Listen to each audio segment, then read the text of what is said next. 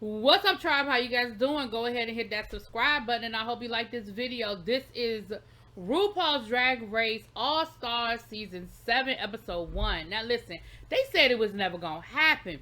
They said they could not do a all winners all star season. They said it would be too many egos in the room, honey.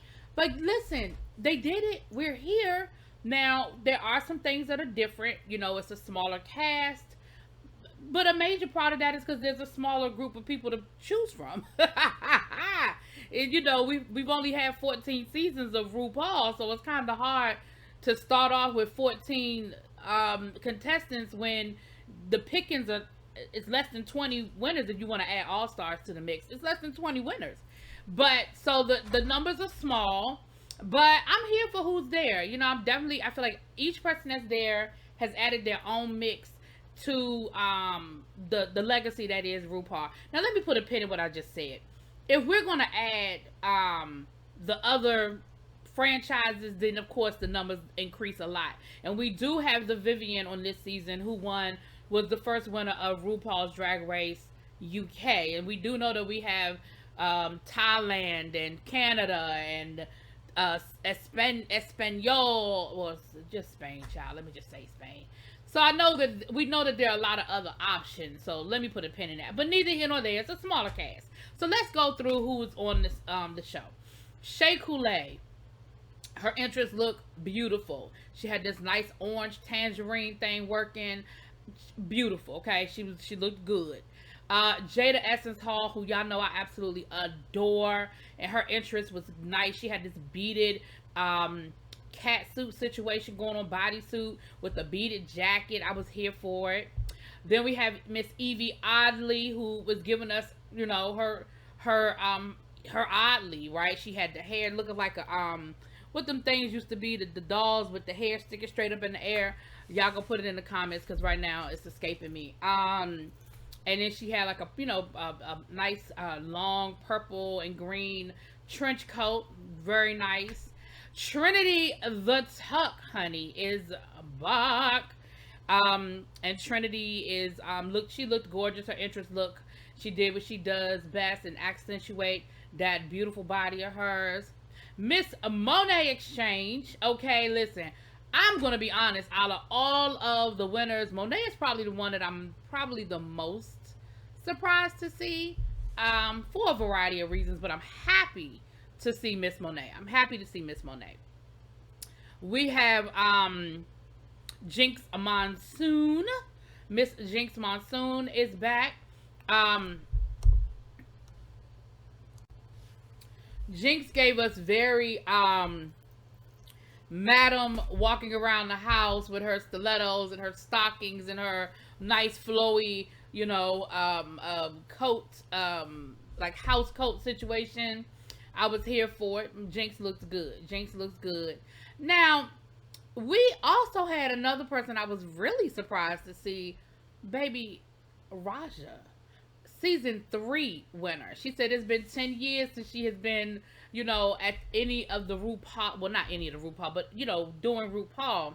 And she is older, but she said, listen, I was robbed and I'm here to get my damn crown. Okay? I said, I know that's right, Raja. I ain't mad at you, boo. I am not mad at you. Raja was giving us very sun deity, very gold and bright, had a head piece on and looked good. Raja looks good, baby. Now, I don't know how old Raja is, because when she took that headpiece off, baby, that hair was Snow White. Okay, she had a whole little gray and white situation going on. But it's all good. Okay, gray hair don't mean you old, because, child, that don't have nothing to do with nothing. But she looked good. And then, of course, like I said, we had the Vivienne, who was the first winner of UK. Then we have a surprise guest come through. Their head was covered. We couldn't see their face. They had on this black and white ensemble. And everybody was like, who is this? Who is this? Who is this? Who is this? Baby, it was the Raven. Now, everybody was thinking the same thing I was thinking, but there wasn't nobody going to say it out loud. Ma'am, you never won. You did not win. But what nobody was saying was, well, you can't be here because you didn't win. Because I bet you everybody was thinking what I was thinking was, well, maybe she got a little bit of special privileges because of who she is. We know Raven has been doing RuPaul's makeup for years, even won won an Emmy for it. So I'm just saying. I was like, well, girl, this must be some nepotism, membership has its privileges type situation. We're going to let the Raven compete because she was runner up and she feel like she was a winner. Because that's what she said. She said, listen, I feel like I was a winner. Baby, I feel like I'm a millionaire, but I promise you my bank account doesn't reflect my feelings. And so, but everybody was just kind of like, okay, girl, yeah. But I know that they were all thinking it, but wasn't nobody going to say it out loud because, again, like I said, everybody was saying in their head, everybody was like, well, what we going to say to Raven? Because Raven got the boss on speed dial. So, girl, if she want to play, let her play. You know what I'm saying? Okay. So then Rue comes in, and here's what I'm going to need y'all to not do. All of y'all, maybe for the exception of the Vivian, all of y'all, I'm not surprised to see Rue. Y'all have been around Rue. Y'all have spent time with Rue. Monet, you interviewed Rue. Y'all have, and I'm not saying they best friends. Let's be clear. I ain't saying they best friends, but it's not the same as when the queens at the for a regular season see her. Like, y'all older this child. Y'all been around RuPaul a million times. But I mean, they weren't that. They didn't do that. Oh, they did that. Oh, she here. Okay, let the games begin. So Rue was like, Raven, what you doing here? She was like, what you mean? I'm here to play. She was like, Raven, girl, you're not a winner. Like, you never won. And she gonna say, but I felt like I won. Rue was like, but you didn't. Like, you may have felt like you won, but you didn't. Ma'am, girl, Raven, if you don't sit your go over there. So they have this whole moment. Now at first I was like, okay, did Raven sneak in here? And then I realized, okay, they playing with us. So they do this whole thing where Rue slaps Raven. Raven is like, well, can you validate my parking? Well, can you walk me to my car? And it was cute. It was funny, and then Raven kind of went off, and they kind of laughed about it. So the first thing we find out are what the rules are, because the rules are a little different this season. One, probably because there is such a smaller number, and because it is an all-star winner season, they got to be a little careful of the egos in the room, and they also got to be a little careful of the legacy, because what you don't want to do is have someone who has won the show and then tear them down, or has won the show and then they show up for a winner of all winners and they just flop. Like, that sort of is a bad reflection. And I'm sure they took all that into consideration when deciding to do an all-star season. So the biggest change is nobody's going home. So there is no, at the end of every episode, lip sync for your legacy, lipstick moment where you can choose somebody to go home. No. Everybody is staying the whole season. However, there is going to be a top at the end of every episode. So what's going to happen is, same thing what happens, Rue is going to choose her 2 top winners of the week. Now, the 2 top winners of the week, they're going to get a legacy star, like a little star to put on their lapel or put on their hat or shirt, whatever. But the twist is, and they're going to get a $10,000 tip, which is more than they were getting before. So that's the first change. But the twist is, the winner, the person who wins the lip sync, will get to block someone for next week. Now, you can't block that person from winning. They can still compete and they can still be the top of the week. However, they can then, but they cannot get a star. They cannot get a star. Well, why is that important? Because at the end of the season, the person with the two people with the most stars will lip sync in a SmackDown for the winner. So the object of the game is to collect as many stars as you can collect while simultaneously blocking your biggest competition. Because here's the reality of it. You don't want to block the loser. I mean, you don't want to block the weakest link, because you want to block the people that you think are going to be your biggest competition, and they lip syncing at the end of the season. Now, let me be honest with you. If you ask me, that's always what the strategy should have been. Is I never understood this whole I want to beat the best. You beat the best. The best was in the bottom, and you had an opportunity to kick them out of the competition. That's how I always thought about it in All Stars. They always were like, well, I don't want to knock out the strongest. Why? That never made sense to me, because you beat the best by being the best. Moving on. So, those are the rules, ladies and gentlemen. Now, Ru jumped right into it. We don't have time to waste. This is an abbreviated season. Ain't nobody got time for all that, baby. She opened up the what? The library. And again, everybody knows enough about everybody else that they can read them. It's not like, on a regular RuPaul season where the queens have to get a chance to get to know each other and sort of kind of work. They're like, oh, we got to kind of figure things out. No. Y'all know each other well enough to come up with some jokes and read them. And read they did. It was entertaining as always. I don't feel like anybody flopped. Jada was the one that was probably the most concerned, because she didn't really do that great when she had to read. But I feel like everybody got some good jokes in, got some zingers. I laughed a little, I chuckled a little bit. But the winner of the library, the mini challenge, was Miss Jinx Monsoon. Okay. Now, the maxi challenge for the week is, you guys, again, we've seen this before. They have to write their own verse to a RuPaul song. The song Legacy, very apropos. And they're going to perform it. But the catch is, they're going to make their own choreography. This isn't there's no Todrick Hall waiting backstage to get it together, okay? They have to make up their own choreography. So, what I like is that they didn't drag this out. We didn't have to see them going into the studio and sitting with Michelle and doing their tracks and all that. No, child, they did all that. We did see the choreography. Now, what the funniest thing was about the choreography was, you know what they say about too many chiefs, too many kitchens in the kitchen, right? Too many chefs in the kitchen. Excuse me, I said kitchens in the kitchen. Too many chefs in the kitchen. So, First they wanted to put Trinity in charge. The Shea Coulee in charge. But then once they got out there, or was it Trinity? I don't know. Once they got out there, everybody had 2 cents to add. And everybody had their 2 cents to bring it together. Now, what I found interesting was, they practiced. They all came up with something. They all put something together. But what was interesting was when it was time.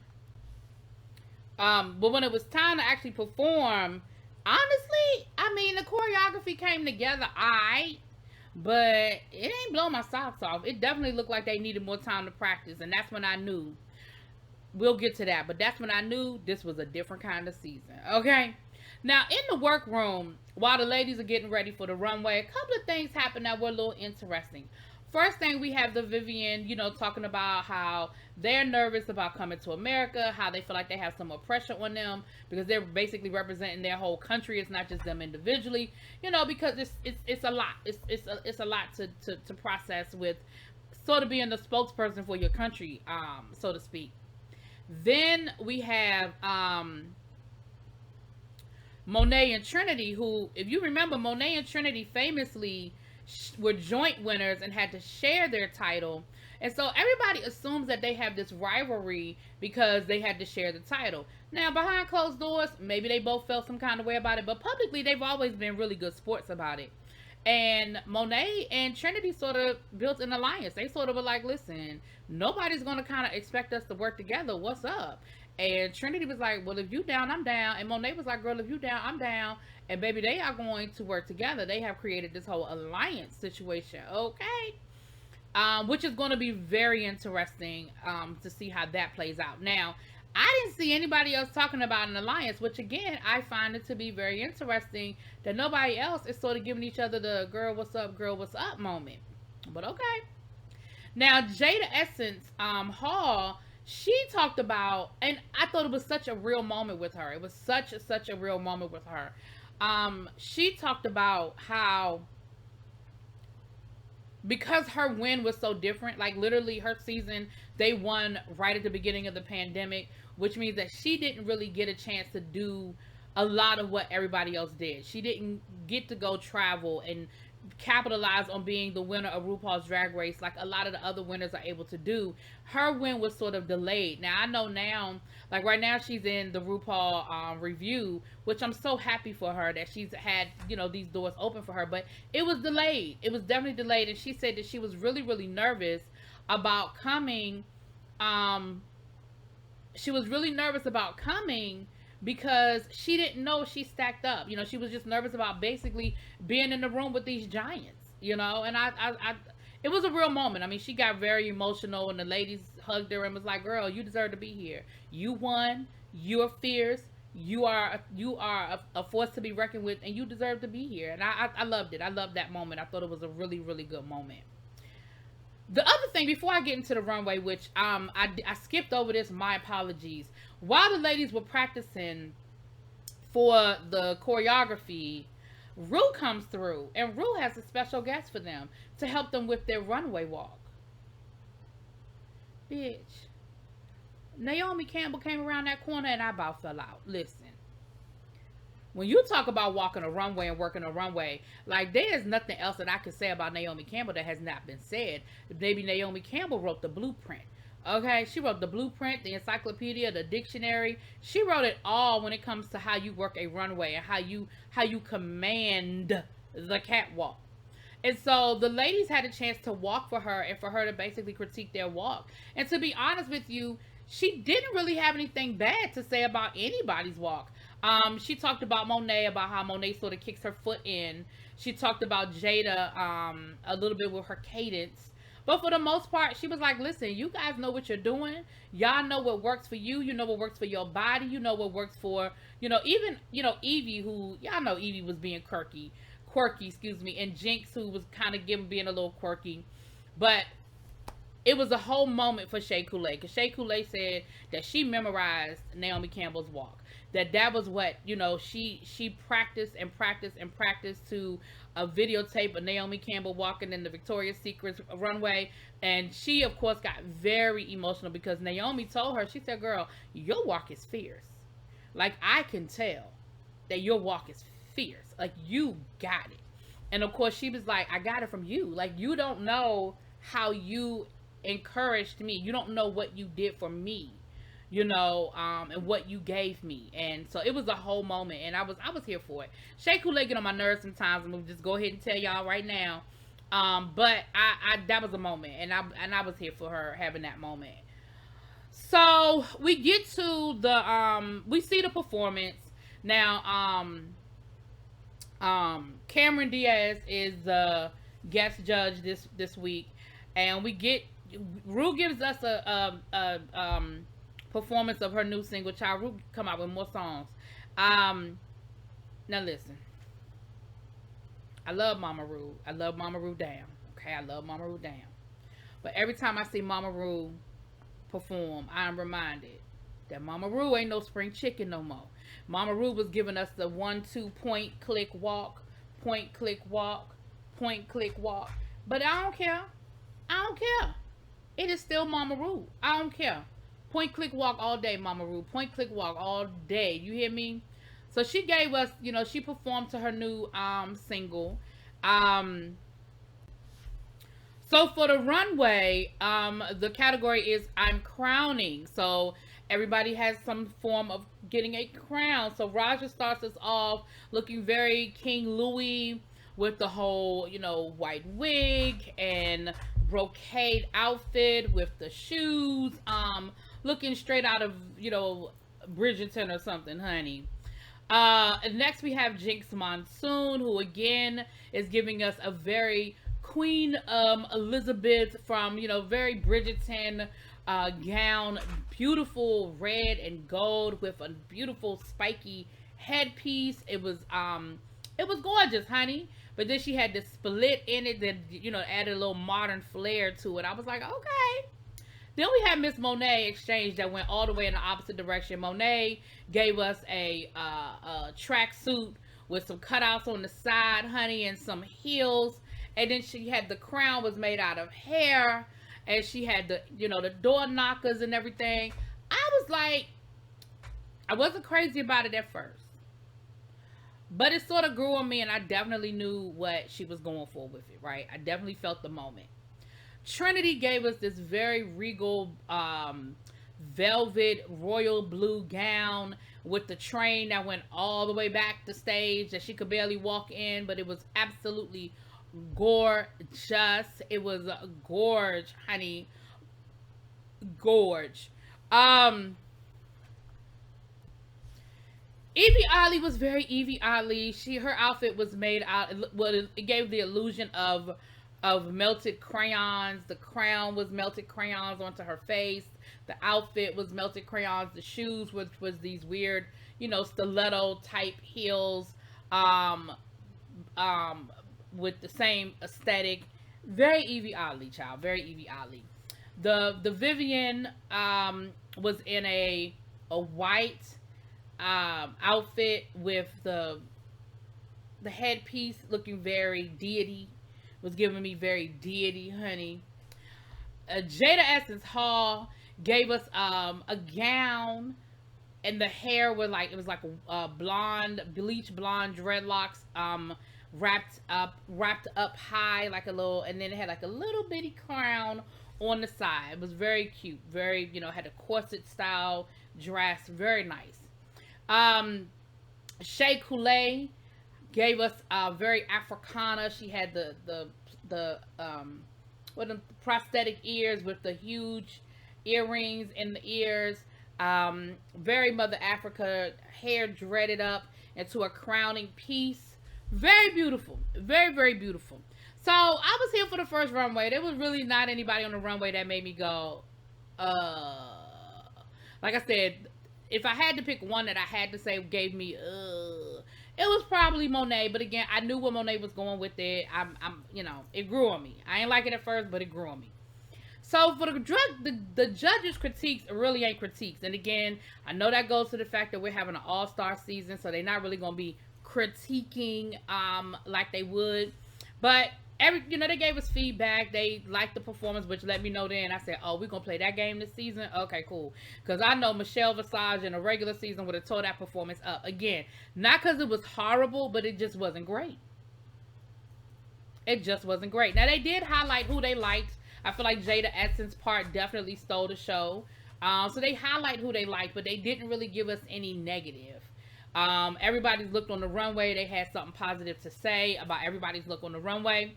But when it came down to the tops of the week went to Shea Coulee and Monet Exchange.